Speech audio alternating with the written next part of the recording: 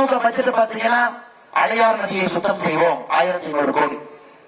இந்த ஆண்டு பட்ஜெட்டிலும் அடையார் நதியை சுத்தம் செய்வோம். போன ஆண்டு பட்ஜெட்டிலும் அடையார் நதியை சுத்தம் செய்வோம். போன ஆண்டு 1500 கோடி, இந்த ஆண்டு 1500 கோடி. அப்ப 3000 கோடி என்னைய சுத்தம் பண்ணீங்க? இது கூவம் நதி. அப்பா காலத்துல கூவம் நதியை சுத்தம் பண்ணாங்க. இன்னைக்கு பையன் காலத்துல கூவம்னு பேர் சொன்னா மக்கள் சிரிச்சிருவாங்க. இன்னைக்கு அடையார் நதியை சுத்தப்படுது.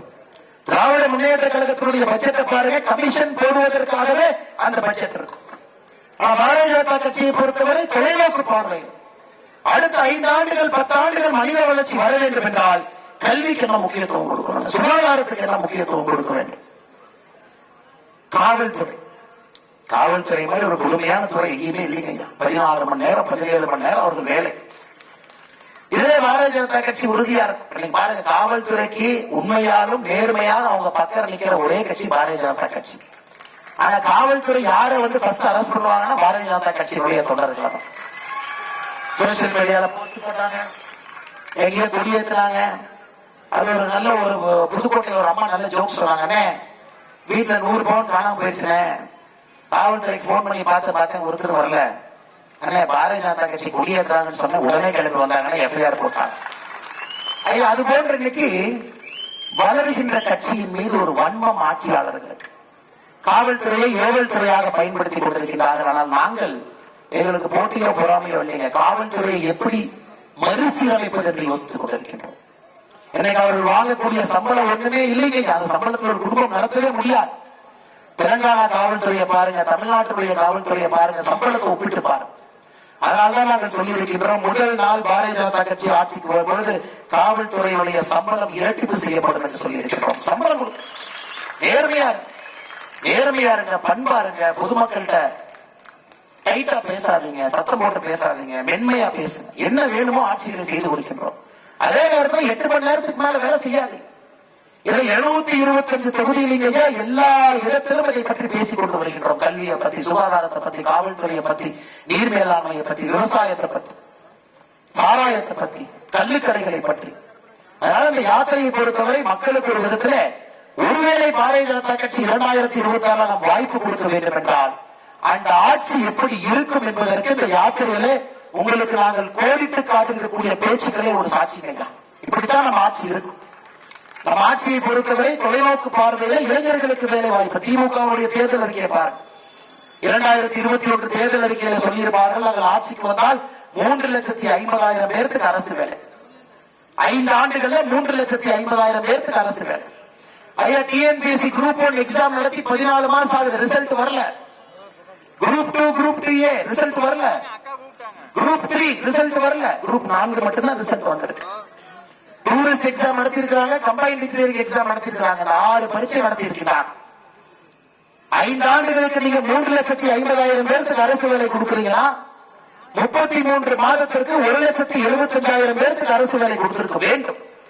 ஆனா இன்னைக்கு திராவிட முன்னேற்ற கழகத்தினுடைய அரசு டிஎன்பிஎஸ்சி மூலமாக வந்திருக்கக்கூடிய அரசு வேலைகள் வெறும் 10,600. 10,600 எங்க இருக்குதுங்க? 3,50,000 எங்க இருக்கு? டிஎன்பிஎஸ்சிக்கு மெம்பர் இல்ல, டிஎன்பிஎஸ்சிக்கு சேர்மன் இல்ல, யாரும் இல்லை.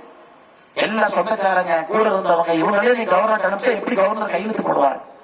எனக்கு இளைஞர்கள் ஒரு பக்கம் படிப்புக்கு ஏற்ற வேலையோ வேலைக்கு ஏற்ற ஊதியமோ இல்லாமல் திண்டாடி கொண்டிருக்கிறார். இதை மாத்திரம் ஐயா, கிராமப்புறத்திலே நம்முடைய சகோதர சகோதரிகள் இன்னைக்கு மோடி ஐயா அவர்கள் பார்த்து உங்களுக்கு ஒரு திட்டம் கொடுத்தாலும் கூட அது உங்களுக்கு வந்து சேரக்கூடாது என்பதில் எங்க இருக்கக்கூடிய திராவிட முன்னேற்ற கழகத்தினுடைய ஆட்சி தெளிவா இருக்கிறார். தமிழகத்தில் இன்னைக்கு பாரதிய ஜனதா கட்சி ஒரு பக்கம் ஆக்ரோஷமா இருக்கிறோம். எங்களுக்கு கட்சியினுடைய உறுப்பினர்கள் யாரு மேலே கோபம் இல்லைங்க. 2 கட்சிகளும் வேண்டாம் என்கிற நிலைப்பாட்டிலே பாரதிய ஜனதா கட்சி நின்று கொண்டிருக்கிறது. ஒரு மாற்றத்தை இந்த மண்ணிலே உண்மையான மாற்றத்தை கொடுக்க வேண்டும். 2 கட்சிகளுக்கு முதல்ல இருந்த தலைவர்கள் மாதிரி இப்ப இல்லைங்க. இவர்கள் இருந்த பொழுது அந்தந்த கட்சியிலே எப்படி தலைவர்கள், புரட்சி தலைவர்களாக, மாபெரும் இரும்பு மனிதர்களாக எப்படி இருந்தார்களோ இல்லைங்க. எனக்கெல்லாம் தனி மனிதன் துதிப்பாடக்கூடிய கட்சிகளாக மாறி இருக்கு. ஆனால் நாங்கள் தெளிவாக இருக்கின்றோம். உங்களுடைய ஆதரவோடு, அன்போடு 2024 ஐயா, 2026 நடைபெறப் போகின்ற ஆட்சி மாற்றத்திற்கான அறிகுறி 2024 தமிழகத்திலே வர வேண்டும். மோடி அவர்கள் 400 எம்பிக்களை தாண்டி அமரும் பொழுது நம்முடைய ஊரிலிருந்து 39 எம்பிக்கள் அங்கே வந்திருக்க வேண்டும் ஐயா. அது நீங்க மனசு வைக்கணும். ஒரே ஒரு நம்பிக்கை, ஒரு ஓட்டு. ஒரே ஒரு ஓட்டுங்க. 5 ஆண்டுகளுக்கு நீங்க நல்லா யோசிச்சு பாருங்க. 5 ஆண்டுகளுக்கு 4 ஓட்டு போடுறேன். பாராளுமன்றத்திற்கு ஒன்று, சட்டமன்றத்திற்கு ஒன்று, பஞ்சாயத்துக்கு ஒன்று, நகரப்புற உள்ளாட்சி தேர்தலுக்கு ஒன்று, 4 ஓட்டு போடுறேன். யாராவது நீங்க 20 ஆண்டுகளா ஓட்டு போட்டிருக்கீங்கன்னா 16 ஓட்டு போட்டிருப்பீங்க. 30 ஆண்டுகளா ஓட்டு போட்டிருக்கீங்கன்னா 24 ஓட்டு போட்டிருப்பீங்க. அந்த ஓட்டுகள் ஏதாச்சும் மாற்றம் வந்திருக்கா? உங்களுடைய கைரேகம் தேய்ந்தது மட்டும்தான் மிச்சம். அதனால் சகோதர சகோதரிகளை, பெரியவர்களை, தாய்மார்களை, அன்பான வேண்டுகோள், ஒரே ஒரு முறை நம்பிக்கையோடு பாரதிய ஜனதா கட்சிக்கு, மோடி அவர்களுக்கு நீங்கள் வாக்களிக்க வேண்டும். மாற்றத்தை நீங்க பார்க்கணும். அந்த 2024 26 வரைக்கும் நீங்க மாற்றத்தை பார்த்துட்டு 26 முடிவு செய்யுங்கள். பாரதிய ஜனதா கட்சி தமிழகத்தில் ஆட்சியை அமர வைக்க வேண்டுமா என்கின்ற முடிவை நீங்க 2026 எடுங்க.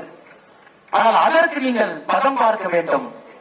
நம்முடைய வாக்கு உண்மையாலுமே தமிழகத்தில் பாரதிய ஜனதா கட்சிக்கு வேண்டும் என்றால் முதல்ல பாரத பிரதமர் நரேந்திர மோடி அவர்களுக்கு நம்முடைய ஓட்டு போகணும். அந்த மாற்றத்தை நீங்க பார்க்கணும். இந்தியா முழுவதும் மாற்றத்தை பார்க்கணும். இங்கே சில எம்எல்ஏக்கள், முன்னாள் சட்டமன்ற உறுப்பினர்கள் சொன்னாங்க, டெல்லியில 2 நாட்கள் நம்முடைய செயற்குழு கூட்டத்துக்கு வந்தாங்க. நம்முடைய தலைவர்கள் கட்சியில் இணைந்த நம்முடைய புது சட்டமன்ற உறுப்பினர்கள் புதுடெல்லியில பாரதிய ஜனதா கட்சியினுடைய செயற்குழு கூட்டம். ஒரு முன்னாள் சட்டமன்ற உறுப்பினர் ஐயா சொன்னாங்க, அண்ணே நான் 30 வருஷம் வாழ்க்கை இழந்துட்டேன், எப்பவோ பாரதிய ஜனதா கட்சிக்கு வந்திருக்கணும். நான் கேட்டேன், ஏங்க அப்படி சொல்றீங்க? ஏங்க ஏகமா அப்படி சொல்றீங்க? சொன்னாங்க, பிரதமரும் நாங்களும் சமமாக ஒரே இடத்துல அமர்ந்திருக்கின்றோம். எங்களுக்கு பக்கத்துல பிரதமர் டீ சாப்பிடுறாரு, இந்த பக்கம் நிர்மலா சீதாராமன் இருக்கிறாங்க, திரும்படினா ராஜ்நாத் சிங் இருக்கிறாங்க, இங்க பாத்தீங்கன்னா இன்னொரு தலைவர் இருக்கிறாங்க. எங்களுக்குள்ள தொண்டனோ தலைவனோ என்கின்ற பாகுபாடு எங்கேயும் 2 நாட்கள் நாங்க பார்க்கல. அனைவரையும் சமமாக, அனைவரும் சமம். அந்த நேரத்தில் தலைவன், அந்த நேரத்தில் தொண்டன் என்கின்ற கோட்பாடு இருக்கக்கூடிய பாரதிய ஜனதா கட்சி இன்னைக்கு முழுமையாக நாங்கள் பார்த்திருக்கின்றோம்.